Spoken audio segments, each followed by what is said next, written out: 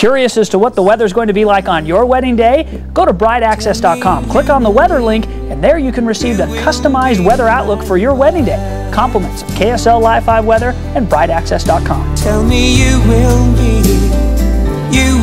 be my wife.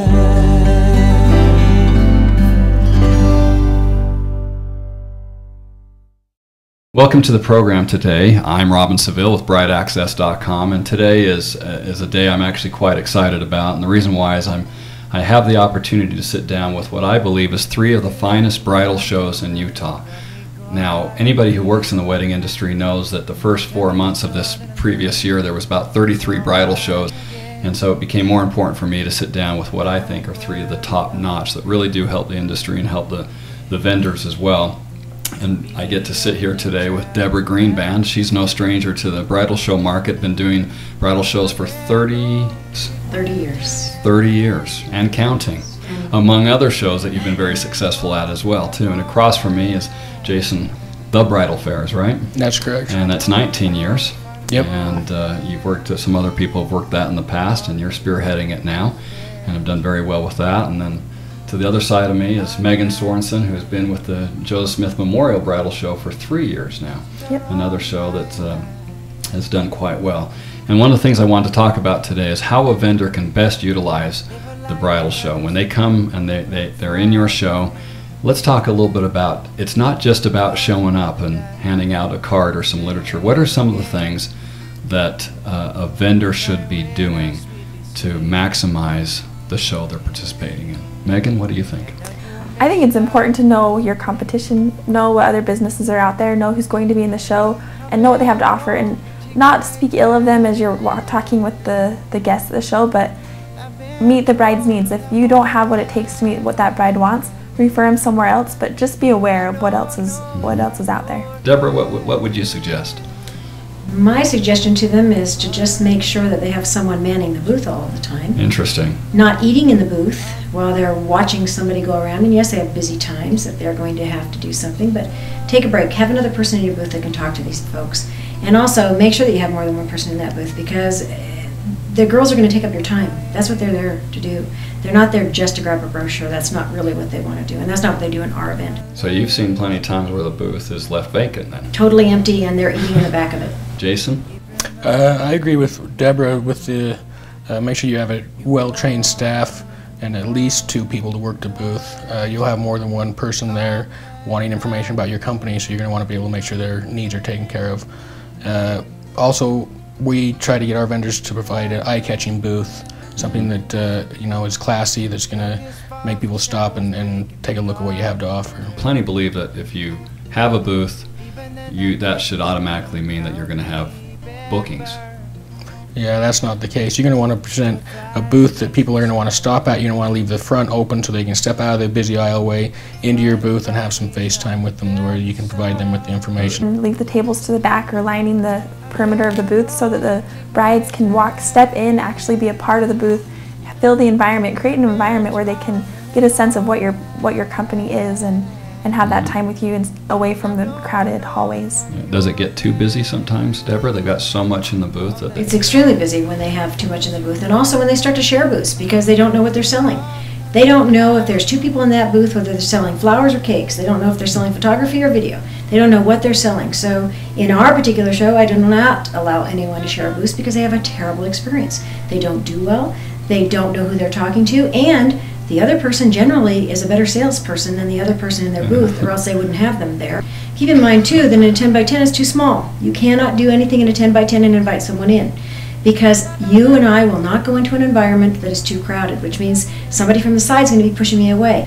A 10 by 10 isn't enough, and when 2 people are standing there, you intimidate them. Stand back a little bit. Vendors aren't going to have a quality show if they're trying to share a spot with somebody else. How about the presentation, the sign, the banner, or whatever it is that they hang up over their booth? I've seen at times where they won't change. The booth will have the assignment for the vendor, and it will say booth number 22, such and such company, and they use that as their sign.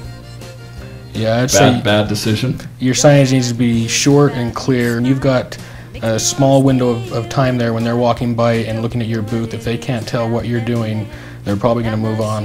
This is the only opportunity you have to be face-to-face with a customer. It's the only opportunity you have to tell them what you are and who you are and whether or not they like you. My personal opinion is when I go anywhere, I want to know who I'm doing business with. I don't want to know that it's some stranger from a Yellow Pages that I really don't know who they are. That's the purpose of these consumer shows that we produce. People want to meet them face-to-face. So in doing that, you want to make sure that you, first of all, the very first thing you do is you let them know what you're selling. The only thing you do. You don't put up there some hypothetical of what you think you can do or something that looks pretty. What do you have to offer? And I don't know if any of you know this, but you have 3 steps in 3 seconds for every 10 by 10 booth. That's it. How should they dress, Megan? I think very professionally, that's the bride's first impression of what they are, and I think if it's just too relaxed or tattered, I wouldn't want to do business with them. I think present like you dress what you are. That's what the brides will take from your business. I've noticed some companies are unorganized. I want to know the nitty-gritty. I want to know how much it costs and what they're going to offer me. So I think just to know what your spiel is, have it all planned out, what you need to share with the brides, be organized with your flyers, have them out, easy to grab with the important information, easy to see. Also, the way you present yourself, the way you speak, the way you dress, everything reflects who you are and the type of business that you will be. So I think it's a whole package. You're advertising yourself in everything you do.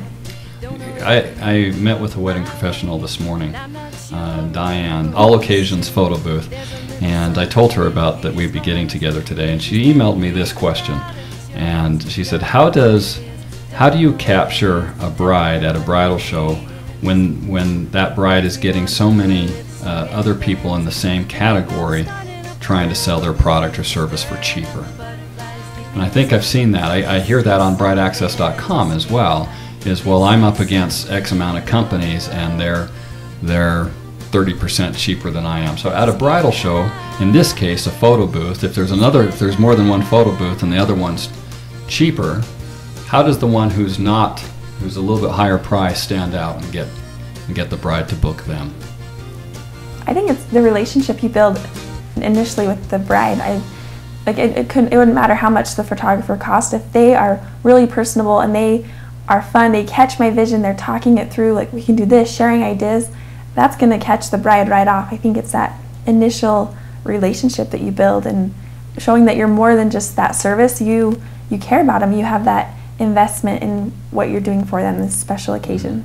I imagine that there's always some brides that are looking for the cheapest, but I don't know that that's the rule, though, the majority. I think, are most of them trying to find quality, they relate well to the wedding professional, and they know that the service or the product will be as promised and as delivered. Do you think that's more often the case? The bride is looking for somebody she relates to, or is just looking for the cheapest price? I think she's looking for someone she can get along with. That bride is going to be a gorilla instead of a bridezilla. She is going to be the toughest person to work with for a long time, and everyone knows it. So what you have to do with that particular bride when she walks through is you have to let her know that you're going to be there for her. You're going to like her, you're going to do what she wants you to do, and you're going to listen. And that's what all face-to-face is about. It's all about service. It's really not about what your product is. And I tell everyone, do not lower your product price for anyone. It doesn't matter. They have to spend the money in a bridal show. They have to spend the money to get their wedding done. It's the same thing that everyone has to do. You budget it, you know what you have to spend, and you get it done right. I mean, we had registered almost 2,000 brides last year, so I know how many brides come in and what they want to do. Do not limit your price. Do not make a price package deal for anyone, because it's your time, your service, and your good. Just do what you do. Jason, what do you suggest? Yeah, I believe that, when they first start out, begin their conversation with, by finding common ground, with some open-ended questions, find out what it is they're looking for, make it personal, find out a little bit about what it is they need and what they're going for. A lot of people have different styles, maybe not even the photo booths, photographers, everybody has a different style, but I think even with the photo booths, you'll find that a lot of them will offer something that might be more appealing to someone rather than someone else. So, yeah, definitely have some engaging conversations with people and find out what it is they're looking for. And you don't necessarily have to talk to every single bride that comes through. You just need to make the ones that you talk to quality conversations. Don't even put a table in your booth if you don't have to. I don't believe that it's necessary for you to spend a fortune on brochures, because these girls take them home, dump them on their bed, and throw them away, because they don't remember who you are. What you have to do is take the time to talk with them. If you're trying to rush through a bridal show, and if you've got somebody who's just going to take a brochure and stick it in their bag, chances are you're not going to talk to that girl again because she didn't get to meet you, she didn't get to talk to you. It is very important that you try to talk to as many people as you can. As an exhibitor, you're there, you're paying the price, it takes the time and energy to do it. And you can't just stand there because you've got a line of girls that want to pass out a brochure. And this happens in many of the bridal shows, and I hear lots of complaints about them, exhibitors. So keep in mind what you need to do. You need to make sure you get to talk to the bride. That's how you're going to sell her. That's how you're going to become her partner. By asking some qualifying questions right up front, you can be able to distinguish who your prospective clients are rather than just someone who's there to occupy space and time because they didn't have anything else to do on a Saturday. Megan, what would you advise? I would say for the vendors not to be shy. I've noticed some of them, they step back in their booth and let the brides walk by. Step out there, be engaging, and like she said, ask them, hey, when are you getting married? Start that conversation. You never know what new client you'll get from just initiating that initial conversation. I found at shows that I've been to in the past, whether it's at your shows and just watching people, that some vendors literally would sit in a chair in the farthest back part of their booth, and they would expect to be booking business. And inevitably, at the end of that show, they would complain that they didn't book any business, but yet people in their same category, their same line of profession would say, that was my best show ever.